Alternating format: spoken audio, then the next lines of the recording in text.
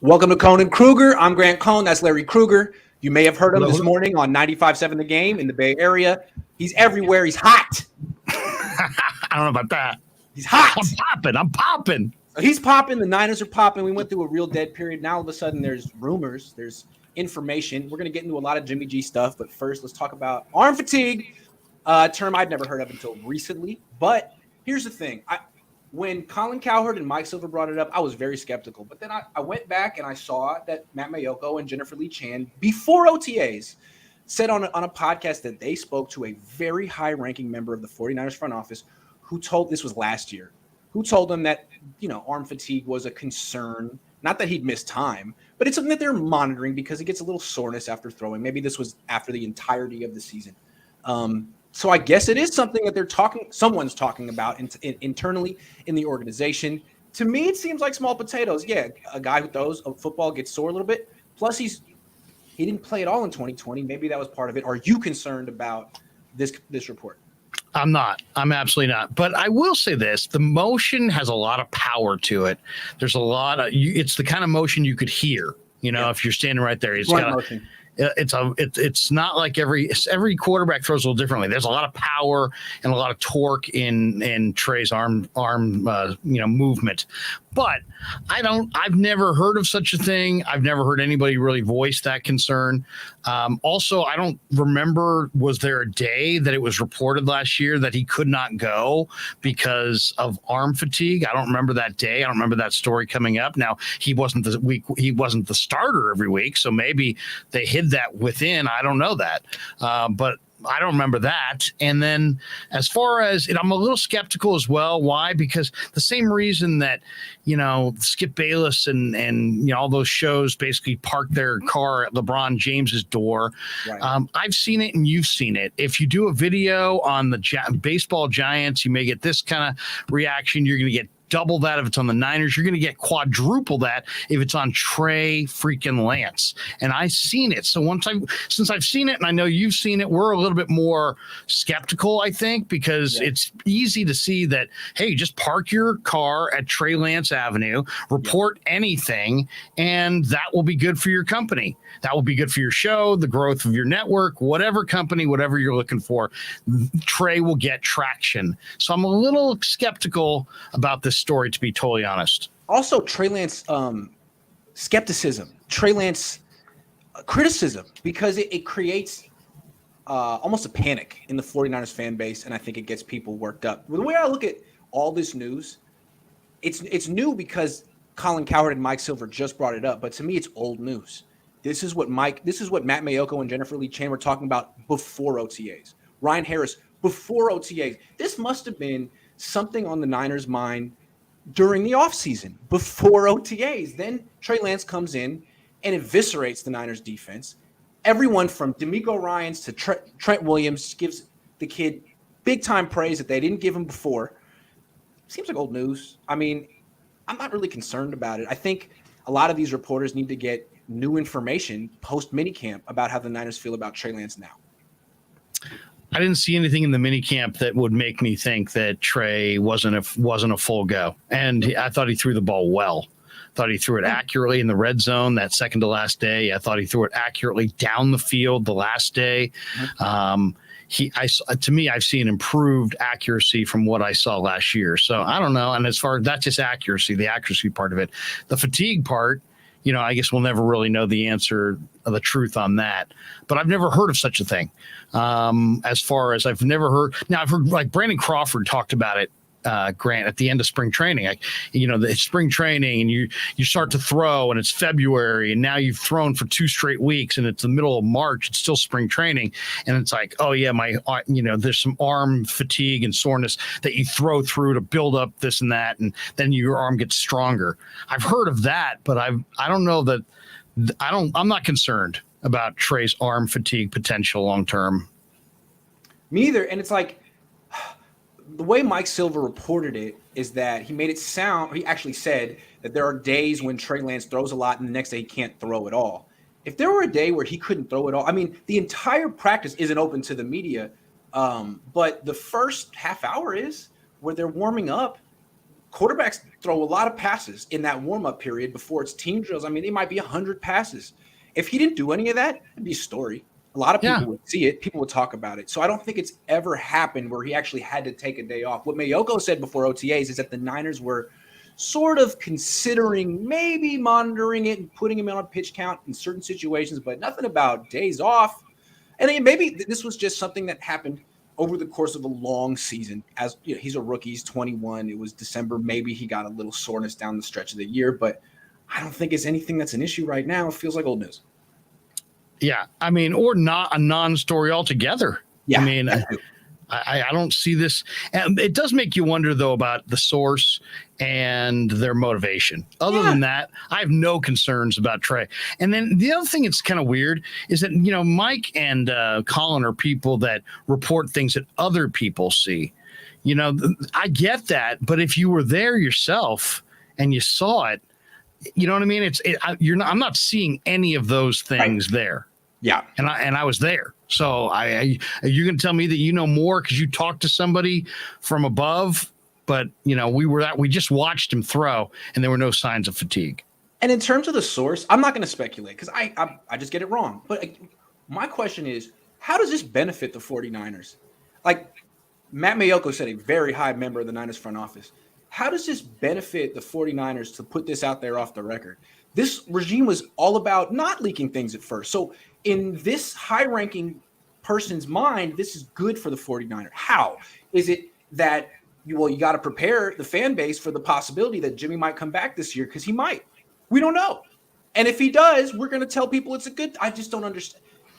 All I can say, Grant, is the only thing that makes sense to me is this is an off season where the 49ers changed out a lot of their offensive staff. Yep. And those would be the guys who, in theory, would be in the know on something like this. And so if they said something to a reporter, that reporter would think, hey, I'm getting an unfiltered truth, as opposed to somebody's spin who might be kind of feels a certain way because of situational stuff or career stuff.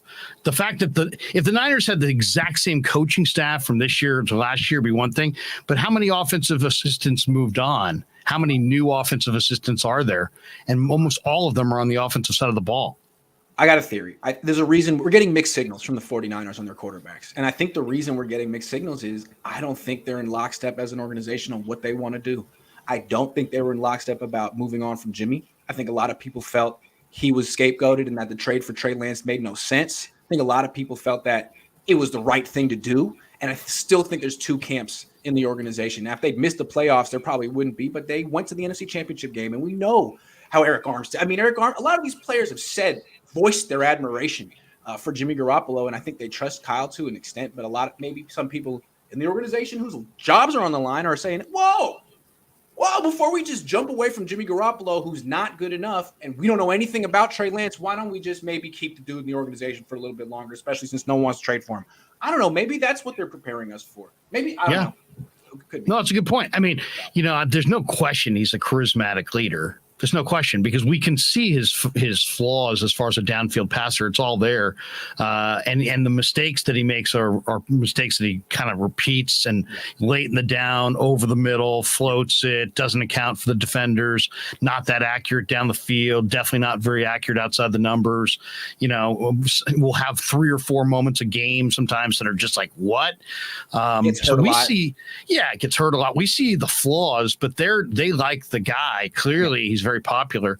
I would say this. I brought this up to you a few weeks ago. If I gave you a huge amount of money and said, here's a ticket, and you can either have the tickets that says, I'm betting the 49ers to win the Super Bowl this year with just Trey Lance on the team, or you can have this one over here with Trey and Jimmy, you'd probably, after thinking about it, I'll take the one with Trey and Jimmy because I know, they got a good roster. It's not great. It's good, but, Trey might be great, but Jimmy's already kind of proven. You know what I'm saying? You would take both quarterbacks. Point. And maybe as we're getting closer to camp, they're starting to think about trying to cash their ticket on the Super Bowl. And they're thinking, you know what? Maybe the best thing is just have both of these tickets just in case. Hold on. I wouldn't take both quarterbacks, and there's a reason. Now, I don't want Nate Sudfeld as my backup. I would have liked Tyrod Taylor, and they could have afforded Tyrod Taylor or Andy Dalton. But I just feel like if you have Jimmy Garoppolo on this team and Trey's a starter, you're asking for trouble. You're going to split the team. I know Kyle thinks that they're super tight-knit and he can handle that. I think they're kidding themselves. I think there's an intangible aspect that would be impossible to overcome. Yes, you want a better backup quarterback than Nate Sudfeld, but I don't think you want that split locker room either. So it's a tough decision. But I do think that, as to your point, they think that they can pull off having both. And that's a very, very difficult tightrope act to pull off. I mean, they did it this year in reverse, right? If they're going to go with Trey and use Jimmy as a backup, but or maybe they just feel like the best solution is a true competition. But I will say this, I'm on record of saying it, and I'll stay with it. I'll be shocked if Jimmy Garoppolo puts on a 49er uniform in any capacity at practice ever again. I'd be shocked. Based on everything that I've seen and heard, all the people that I've talked to this offseason, I would be absolutely shocked if he was in Santa Clara with a 49er practice anything on this year. Shocked. I agree. What they're going to do, in my opinion, is say, oh, he's throwing. He's not ready to practice yet. He's not throwing here, yeah. Yeah, he was here this morning. He'll be here tonight. He's not around any reporters or the team. He's here. He's throwing, and we're ready to trade him whenever. And I don't think he'll play in the preseason or in practice. And if they don't trade him by the time the final cuts happen, I don't know. Can they put him on? Was it PUP? Can they do that? Like, what would they do? I'd have to look up. I don't know, but I mean, they could just have him inactive every single week on the team, third string. If Trey goes down for an extended period of time, then you could bring in Jimmy Garoppolo or just wait to trade him. Or maybe they're committed on getting their price. Yeah. And somebody who speculated, we had Rich Ornberger on today, and he speculated that their price is what they paid. Exactly. Think about which is a second. If you can get a think about this too. If you could get a second after all that you got out of Jimmy, John Lynch would win that trade, and he could say to anybody, whether it be Jed or another owner in the league who wants to hire him someday, hey, I won that trade. Go look at it. I traded a second for him. I got this much out of him, and I traded him down the road for a second. So that's if John Lynch is only willing to trade Jimmy Garoppolo for a second so that John can say he won the trade, does he really want to trade Jimmy Garoppolo? Because he knows what the market is for Jimmy. You know what I mean? Yeah. It's like putting your car on the market. He wants to win the Super Bowl. He wants to win the Super Bowl. Right. It's like, I'm going to sell my car on Craigslist. I'm going to put it for $50,000. Oh, well, I no one wants it. I guess we didn't want to sell your car then. You really didn't want to part ways with it. I don't know. It seems to me that I don't think someone in this organization doesn't want to trade it. I don't know why. But let's move on because apparently teams are interested. The Seattle Seahawks are interested in Jimmy Garoppolo, according to Jeremy Fowler. He said they've discussed the possibility of Jimmy G playing for them. That doesn't mean they'll trade for him, but it means that if the Niners cut him, that probably Seattle will be one of the teams making an offer to sign him up, which may or may not be a scary thought if you're a Niner fan. What do you think of this? Well, it is scary, I think. Why? Because the Seahawks are in your division. If you're John Lynch, this has got to be terrifying. And I realize all the flaws of Jimmy Garoppolo. We all do. But look at this Seattle team. They've got Rashad Penny, who is really good running the ball late in the year. They got Chris Carson. They just drafted Kenneth Walker III. What does that mean? That means they got great backs. They do. And they just bolstered their offensive line. They added a rookie left tackle who I think is really, really good. You got Lockett and Freddie Swain to go with DK Metcalf. They just drafted Bo Melton, who's a good receiver out of Rutgers. They've got a decent receiving core. Noah Fant, yeah, exactly. And they can go Will Dissly, go 2 tight ends. So I think personnel-wise, their offense looks pretty damn good. And if you could have a run-heavy scheme, and they also drafted the Thorpe Award winner, Kobe Bryant. They drafted another big corner named Tariq Woolen at the University of Texas San Antonio. He's a monster corner. I mean, he's raw. But if those two guys step up and play, those are big, physical, press man corners that may, get a lot of run. Diggs is a tremendous free safety.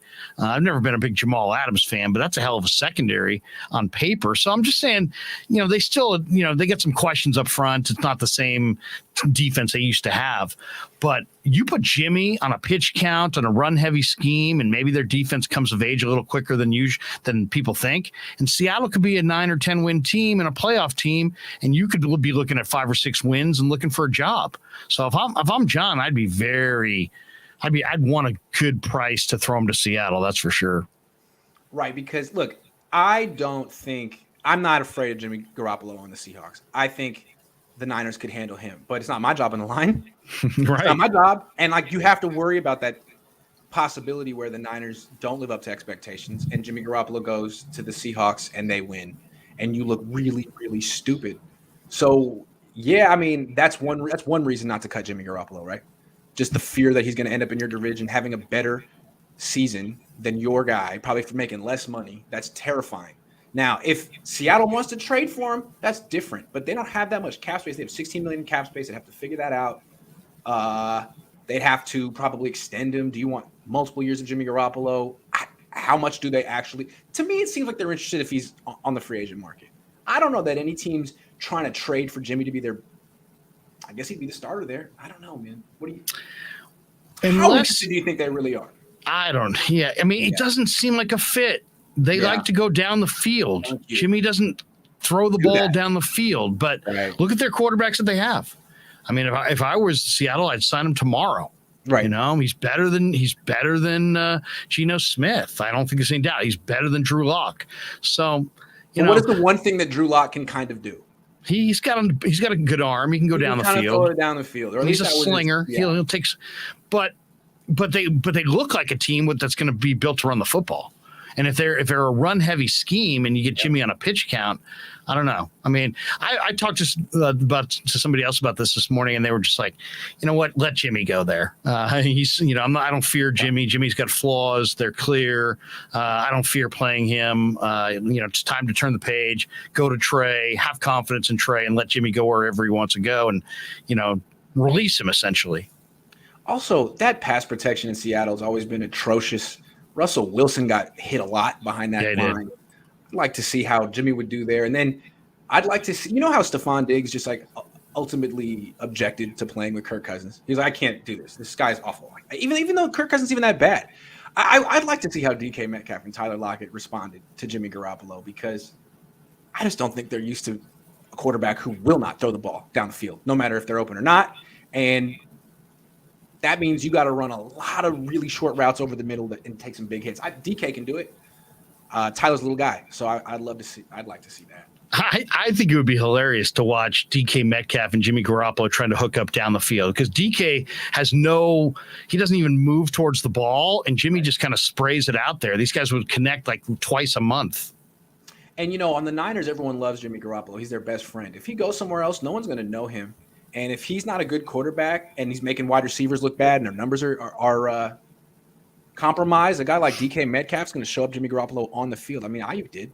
So, again, these are things I'm looking forward to seeing. Can't wait to see it. John Mitchell, thanks for $5. I'll look to see if you had anything else to see. All Trey has to do is show these critics that he is for real. Well, I hope he gets the opportunity. And if he has a rough start to the season, I wonder if the Niners stick with him like they stuck with Jimmy last year. I don't know that it's Lynch. I have no idea. And I don't want to guess, because you can be wrong. It may look like it's him, but I don't know. I have no idea. Justin Gonzalez says, with a slap repair rehab protocol, throwing can begin at 16 weeks, 3 weeks ago. With effort, throws not until 22 weeks, 8-1, then throwing endurance. Well, Dan Cilio said he started throwing 2 weeks ago. Dan Cilio also said he spoke to Don Yee, who said he never spoke to Dan Cilio. So I don't know about Dan Cilio. I never should have retweeted the Dan Cilio. Yeah, man, I never heard of him until that day. Oh yeah, I mean, I know him, and that's worse yet. But I retweeted it, and then now Don Yee's like, no, I did not say that. I don't understand. Anyway, moving on. Okay, so the Seahawks apparently are interested. The Bucks apparently are not, contrary to what Dan Cilio said. An anonymous coach with that team said if Jimmy Garoppolo could throw the deep ball, he'd have 2 rings by now. Now, technically, he does have 2 rings as a backup, but that's pretty much the most succinct, accurate summation of Jimmy Garoppolo. It's why I think the NFL is more down on him than media. Right there.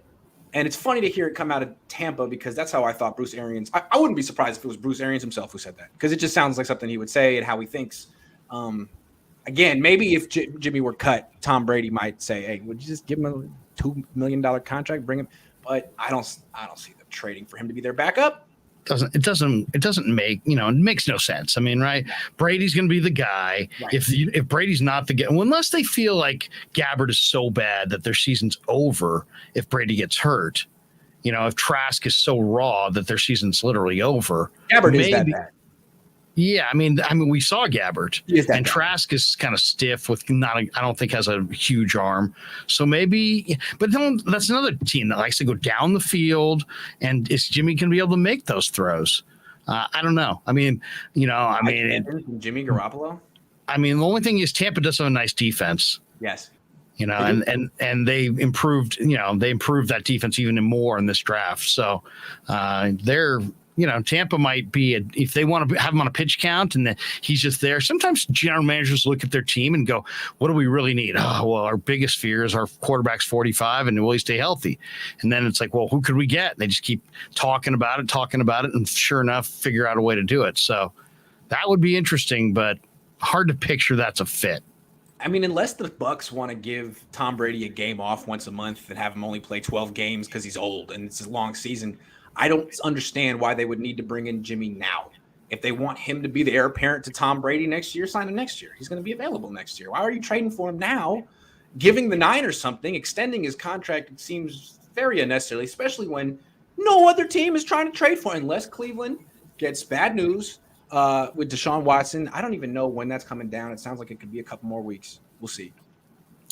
And Cleveland may have to do something, they may decide they have to do something before that decision. Maybe they'll feel like they'll get a better deal if they, as opposed to, wow, you have no quarterback. You're literally looking at two backup quarterbacks competing. Do you think Cleveland will They're not going to lean on Jacoby Brissett. I just don't believe that.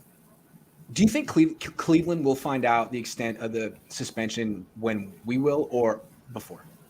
Before. I would think if you're the commissioner works for the owners. Right. See, when they traded Baker, I thought, well, did they hear something? What do they know? What changed? Maybe nothing. But that's where my mind went. Like, oh, did they get a little early indicator? Because I thought Sue Robinson was going to make some type of a ruling the next few days, but then I heard today it could be another couple of weeks. I don't know. I guess the league wants to look like they're being extremely thorough, especially if they don't give him a full year suspension, because that's going to be controversial. Yeah, I mean, it's going to be a headline grabber either way, for sure. Yeah. I mean, this one's not going to slip beneath the radar, but yeah, I mean, if you're Cleveland, are you going to lean on Jacoby Brissett? And then what would you pay for Jimmy Garoppolo at that point? I mean, what would the 49ers want, a draft pick of some kind? Like, if Watson is only suspended for part of the year, they have to pay him something. And then now they got a lot of quarterbacks they're paying. They're still paying Baker, paying Watson, paying at a certain point. Can they really not afford, but justify spending another $24 million on Jimmy Garoppolo? I don't know. But if it's a whole year, yeah, for sure. I mean, yeah, I mean, that would be a ton on your quarterbacks. That would be absolutely a ton of money. The Rams had Stafford last year and most of Goff's dead cap money on their books, still won the Super Bowl. So you got to have a quarterback. You can't justify not having a quarterback. Cleveland's the desperate team. I don't think Seattle or Tampa's not desperate. Seattle, I mean, to me, I know you don't think they're tanking, but it seemed like they've kind of positioned themselves to get a quarterback next year. Now, I know there's a lot of good quarterbacks next year. It's not just the top 2 or 3 guys. There's Will Levis and other, I think 4 or 5 quarterbacks. He's got a great arm. You don't necessarily have to tank to get a good quarterback next year, but I think that's probably what Seattle's looking for.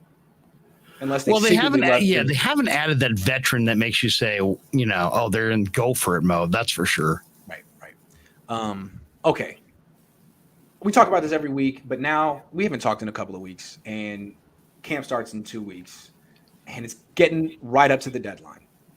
As of now, do you think the 49ers will trade Jimmy Garoppolo in the next month, as Tom Pelissero said they expect to? Yes, I do. I absolutely do. As I said, I think it will get done. They understand the incredible awkward nature of how things could be if camp starts. So I think the goal will be to get it done before camp starts, and they want a fresh start for their new quarterback, I'm sure. So I would say it gets done. Camp. I think the reporting date's the 26th. I'll say it gets done by the 25th. Okay, I'm going to keep asking you to make predictions, and then I'll go too. Best guess as to where he goes. I think there's real trepidation to let him play in Seattle. So I'll say Cleveland. Yes. Okay, I'm with you. I think if he gets traded in the next month, it's to Cleveland, and I think that's dependent on how long Deshaun Watson gets suspended. If Watson doesn't get suspended for the whole year and it's partial, I don't think Cleveland will trade for him. In that case, I think Jimmy Garoppolo will be on the Niners team, rehabbing in their facility, not practicing with them in August. I think it's Cleveland or bust at this point. I do. So we'll see. And what do you think they'll get the second they seek, or do you think it will be lower than that? Good question. Is that or is it a player? That's where Cleveland could be. Jeez. Or do you go for a player? They got a loaded roster. There's no way you're getting a second round pick for Jimmy Garoppolo. There's no way. But maybe a player who used to be a second round pick, so they could say, "Hey, we got a second round pick." Yeah, exactly. Exactly. We got the equivalent of a second round pick. Yeah. No, I think we agree that it's going to be if it's anyone, it's Cleveland. I'm skeptical that Cleveland's going to do it, but can you picture Jimmy in Cleveland? Yeah, I mean, he'll be handing off a lot over there too. I mean, they got a great run game. They do. And they get Nick Chubb. They get Kareem Hunt. Not have a quarterback as good as him. I mean, he's on the low end of starting quarterbacks anyway. They can't go into the season with a backup as their starter, and that's Brissett. He's a backup. So I'd love to see him go to Cleveland and them wind up in the Super Bowl. That would be phenomenal. A Browns-Niners Super Bowl starring Jimmy G against Lance. It's a good division over there. AFC Deshaun Watson sitting at the 50-yard line with the owner. Nobody wants to talk about the Deshaun story the entire Super Bowl week. Could you imagine the NFL's nightmare if that came up? Oh, man. Absolutely. How many women did he pay off? How many women did he offer $100,000 to? Yeah, just over and over and over the question. Yeah. That would. How many settled? Yeah, but it would be kind of cool to have Trey Lance and Jimmy Garoppolo play against each other in a big game at some point. Yeah. That would be hopefully. And those are two good teams. Yeah. I don't believe that CBS Sportsline report that said the 49ers had like the 19th best talented roster in the NFL. I mean, I realize there's some questions about Trey, but 19th best? No. It's a top 10. It's a 19. Yeah. I think it's a top 10 type roster. Yeah, I think it's the top 10, and it's just that the question marks are in interesting spots, O-line and quarterback. The two together make you – it's hard to be – I feel like as a national reporter, it's hard to be very bullish on a team where your questions are quarterback and O-line. Yeah, in the middle of the field. The quarterback, the O-line, the safeties. Yep. I mean in a sense, that's the question of Seattle too, right? It's just that no one really thinks Drew Lock's has this high upside that Trey Lance could have. And the Niners' D-line is thought to be better. Way better. Good point. Than Seattle. Good point. All right, last topic, and this is not a quarterback topic, but listening to Jeremy Fowler talk about what could happen with Jimmy Garoppolo, he made the point that a lot of people feel if the Niners don't trade Jimmy Garoppolo by the start of training camp, that they'll cut him because they want to extend Deebo Samuel and Nick Bosa, and they're going to need cap space to do that. That's true, but I just can't help but notice that Joey Bosa waited until after his fourth year to get his extension. Nick could do the same thing. I mean, it's a bit of a risk since you could get hurt, but the longer you wait, the more money you get because the rates go up. So there's no guarantee that Nick Bosa is going to get extended this offseason. He was asked about it a month ago at minicamp, and he said he hasn't even begun talks with the 49ers. And then there's Deebo, who, we don't really know what the Niners have offered him. I mean, he's upset about something. And the Niners, from what I understand, were down on him after 2020. They questioned his not work ethic, but ability to sort of keep his body in tip-top shape. Then he did it last year. And maybe they want to see him do it 2 years in a row before they give him this mondo record-breaking contract. Of course, they could always franchise tag him next year. They could always say, do it again. We'll franchise tag you and give you what you want. If you do it one more time, or we'll let you go. Do you think the Niners will play some serious hardball with Deebo Samuel? This one's so hard to handicap. One, because I have a very good football source that is just very, very knowledgeable, who told me well over a year ago that there would be no second contract for Deebo Samuel with the 49ers. See, that's the stuff I was hearing. Last year, they were down on him. And what I was hearing was basically, boy, they were hoping they could get one more good year out of him so they could trade him. Of course, they never expected he would be an all-pro and do the things he did. And now they have a conundrum. That I never got any explanation as to why. Nobody ever said, oh, because this, or they're unhappy about it's not, it's this aspect or it's training or anything. The Jews just like, hey, there will not, I know you don't, there won't be a second contract for Deebo Samuel with the 49ers. So now here he's coming off this incredible year where he's a borderline MVP, easily the most valuable player on your offense. And what do you do? What do you do? Because he's a runner receiver. So it's almost like they spent the offseason trying to replace him with Danny Gray and TDP and bolstering those two positions. I mean, they're pretty stacked. I mean, I don't know if you've noticed, they're pretty stacked at running back and wide receiver right now. It's funny. Your source said there's not going to be a second contract for Deebo, and we interpret that as the Niners don't want him. Well, what has been reported is that Deebo doesn't want to be here. Could be that Maybe it's too. As simple as he decided, you know what? I'm from South Carolina. I have no allegiance to Northern California. I was drafted here. I'll be a good pro, but at a certain point, if I'm a superstar, I'm going to pick where I play because I want to. I mean, a lot of players do that in other sports. Yeah, I mean, it could be him, it could be them. Yeah. I mean, it could be both. It could be related to injury, potential for injury. I don't know. I'm not exactly sure what it's related to, but that's what I was told. Now, that aside, everything that I've seen on the field makes me think that this guy is a absolute foundation piece, and that if Lynch traded him, he might as well throw himself in the deal as well, because there'll be people calling for his head left and right. I mean, he's not only the best offensive player on this football team, he in a lot of ways he's become one of the faces of the team as you're transitioning from one quarterback to another.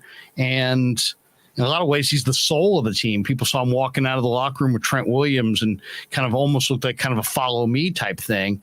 So maybe that's an image for TV, or maybe that's legitimate. But either way, if you move Deebo, you better get a serious package coming back, because the fans they're not gonna revolt, because he's not Jerry Rice in his prime, but they're going to question it unless you get a haul coming back. Well, I think it's too late to trade him.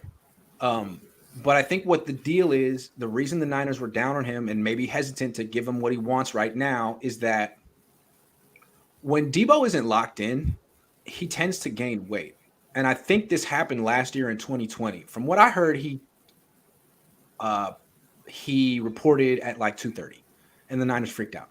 They want him at 215. He can gain up to 15 pounds. And he's still a good athlete at 230, but he's very explosive. As you can see, he has a tendency to pull muscles. And that's more likely to happen when he's 230 than at 215.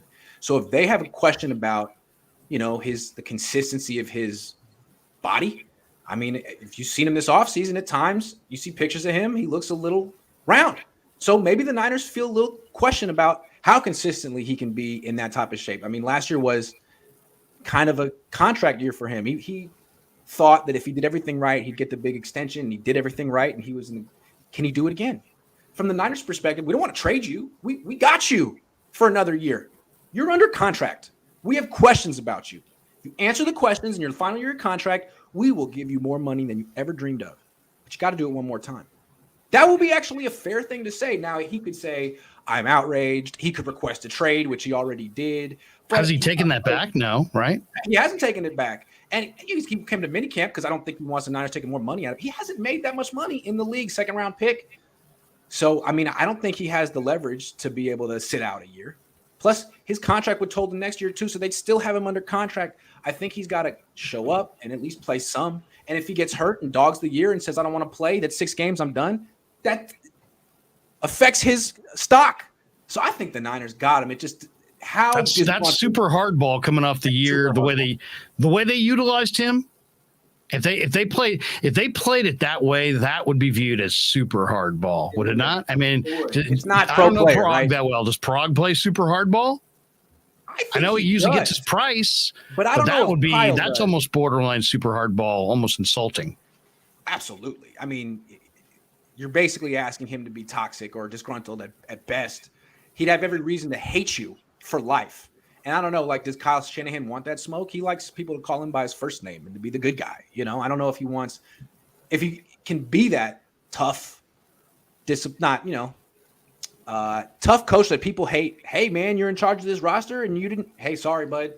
We're going to need a little bit. We're going to see you stay in shape 2 years in a row. Oh, it's like that. Yeah, it's like that. I don't know if Kyle wants to be that. I think what he does is reward everyone. Oh, you had 1 good year, 2 good years? You get 5-year contract. That's what Kyle likes. I mean, if I was guessing, Grant, I would say that they won't make him wait the whole year. But this is the carrot that will be dangled as far as show up in shape. There you because go. I think they know if he shows up in a certain level of shape, he's going to have a good year. They're not worried about him as a football player or about what he is as a competitor. It's all about what kind of shape does he show up in July 26th when the report date, right? And so drag on. So I think he's going to get his money when he shows up. I really do. If he I shows think up Jimmy gets moved. He gets Bosa waits. Debo gets paid, and he shows up in shape. He gets paid, and Jimmy's moving on, and that's where that money all goes in that same window. That would be my guess. That's a good guess. TJW says if the Niners keep Jimmy all year and he sits out, is on IR to get a 3rd-round comp pick, does Lynch view that as winning the trade? Ridiculous. I know. Here's my question. If Jimmy sits out all year and is essentially a backup, does the comp pick that the Niners get back, does it drop since he wasn't a starter this year? Or has he started enough games that they still get a 3rd-round comp pick for him? I don't know. They would say I think he's established, but it would be end of the 3rd round. So you're talking about the 105th pick in the draft. And I don't know that would be worth it, to be honest. So I really don't.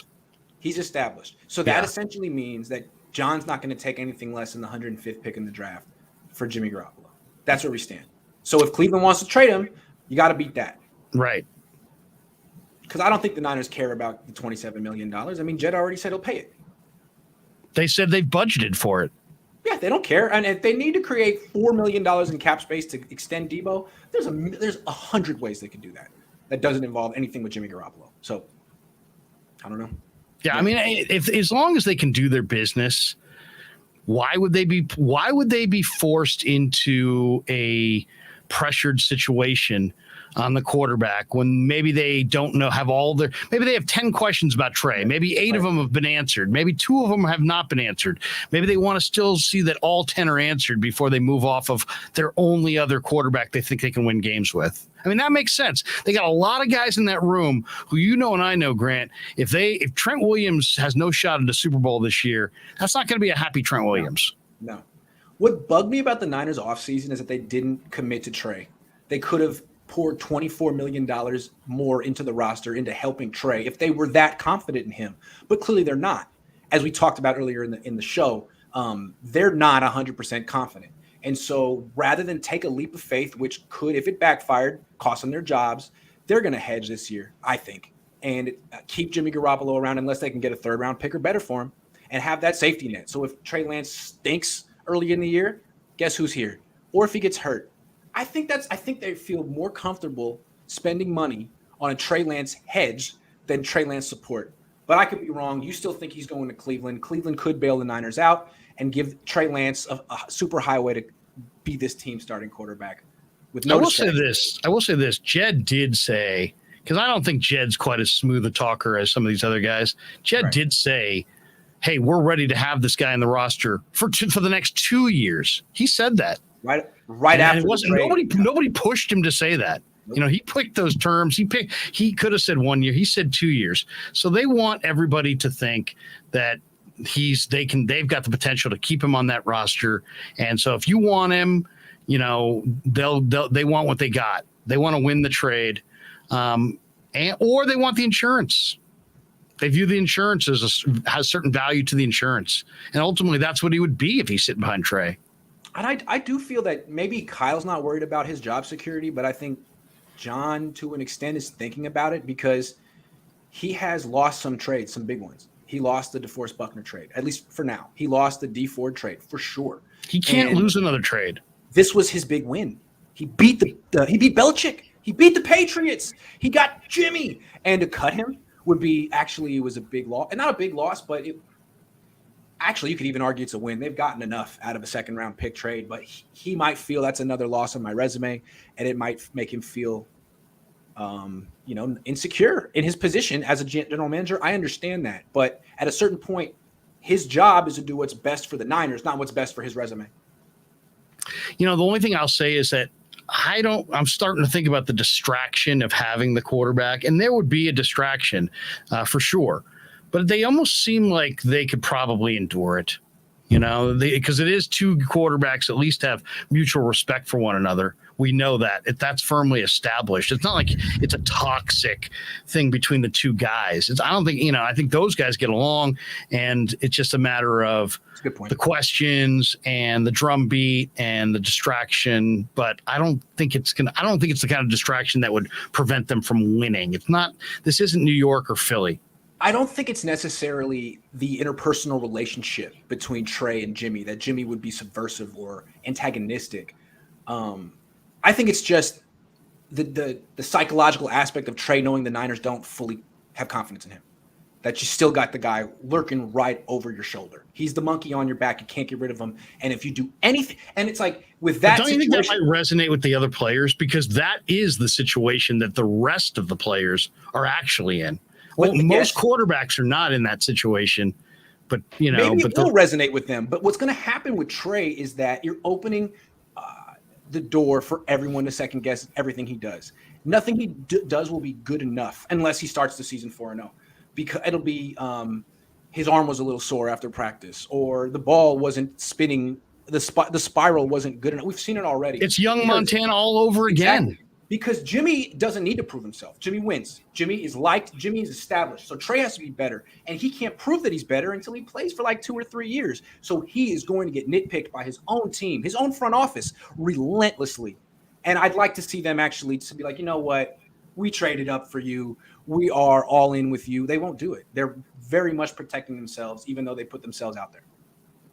If you really think about it, though, the young Montana time, now granted, organization, different time, different place, different everything, but it is worth noting that at that point, that was the best run this franchise has ever had. And is that cause and effect? Did Steve Young bring that out of Joe Montana, and then Joe Montana bring that out of Steve Young when they were both essentially looking over the other's shoulders at different times? You could argue yes, and Jed was front and center for a lot of that. So maybe he feels like this is the right way to go, and have them compete and continue to compete and have that awkwardness. It was awkward, but they won a lot of games, including a couple bowls.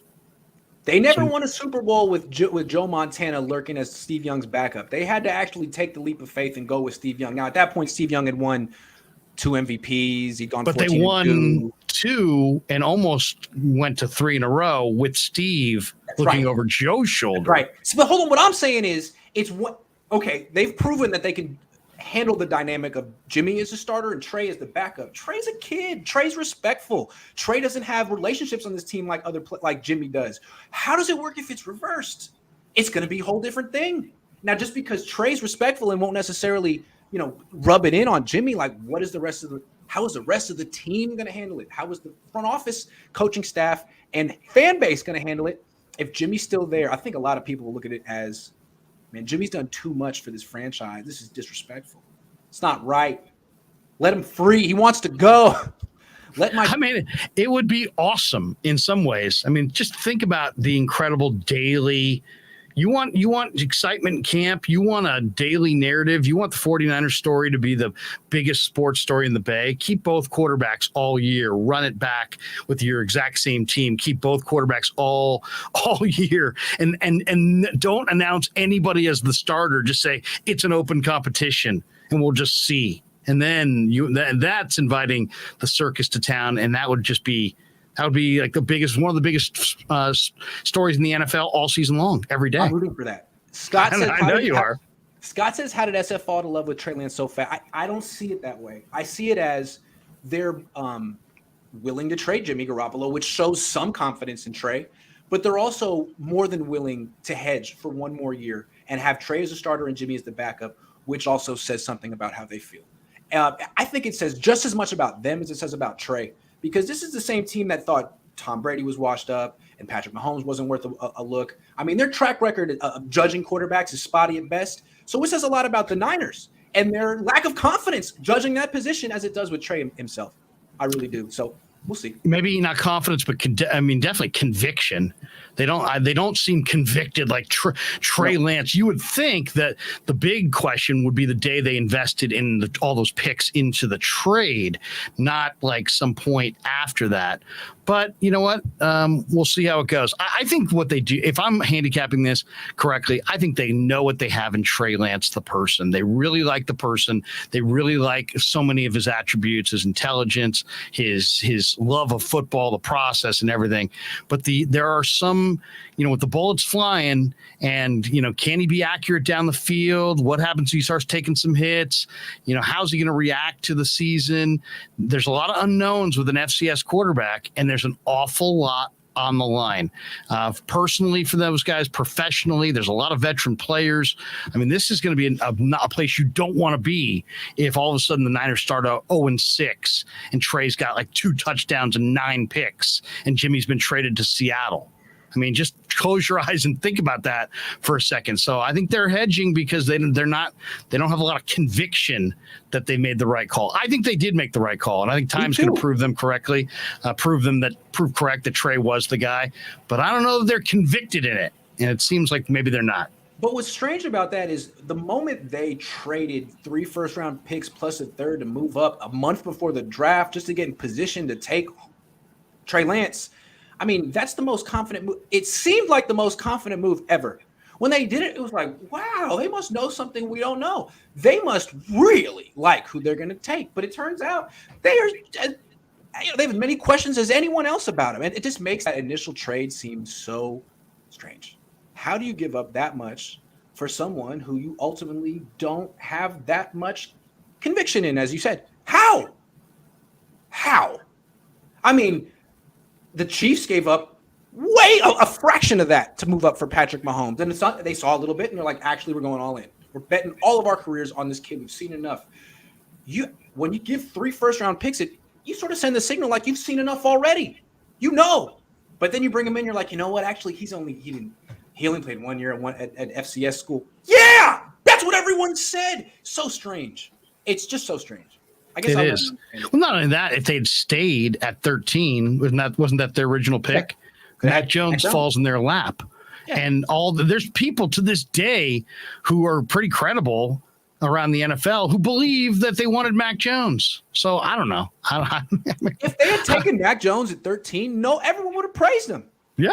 Well, heck yeah. Everyone would have praised him. But they traded up to 3, and it seemed like no one really understood why. You did it. That's a draft night trade if you make one. That was a month before the draft they did it. It was unclear who they were going to take. They had this whole They were still in evaluation mode.